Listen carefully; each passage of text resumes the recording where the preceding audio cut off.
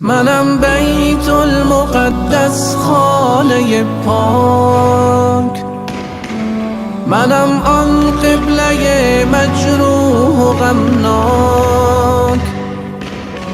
به دل دارم غمی از بی وفایی، خدایا تا به کی داغ جدایی.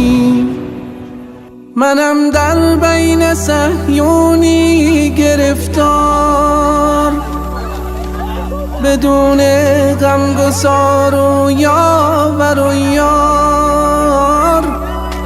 دلم بشکسته همچو آبگینه، غمی چون کوه دارم در این سینه. منم تنها گرفتار یهودان، به همدردی نمی آید مسلمان. جهان تاریک و ظلم از حد فزون است، درون سینه اقیانوس خون است. فلسطيني لقد قسني على كل الميادين، بقصف بارز يسمو على كل العناوين. حروف اسمي تلاحقني تعايشني تغذيني، تغث الناس في روحي وتنبض في شراييني. جبال النهر تعرفني مغامرها وتسريني، سجلت الصرخة الكبرى وقلت لأمتي كوني. صلاح الدين في أعماق يناديني، وكل عروبتي للتحرير تدعوني.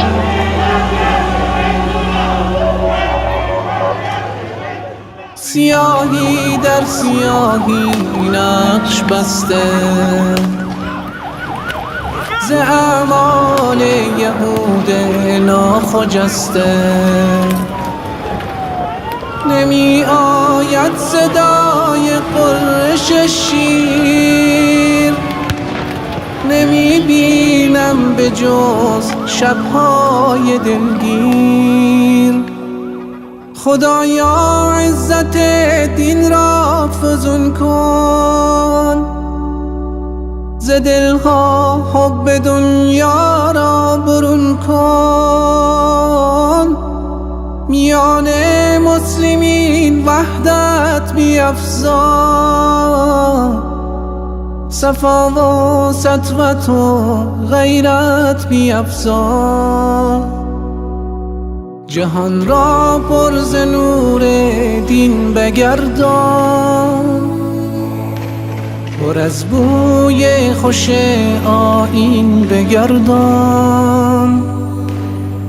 بده بیت المقدس را نجاتی، ز چنگال یهود این قوم جانی. ز چنگال یهود این قوم جانی.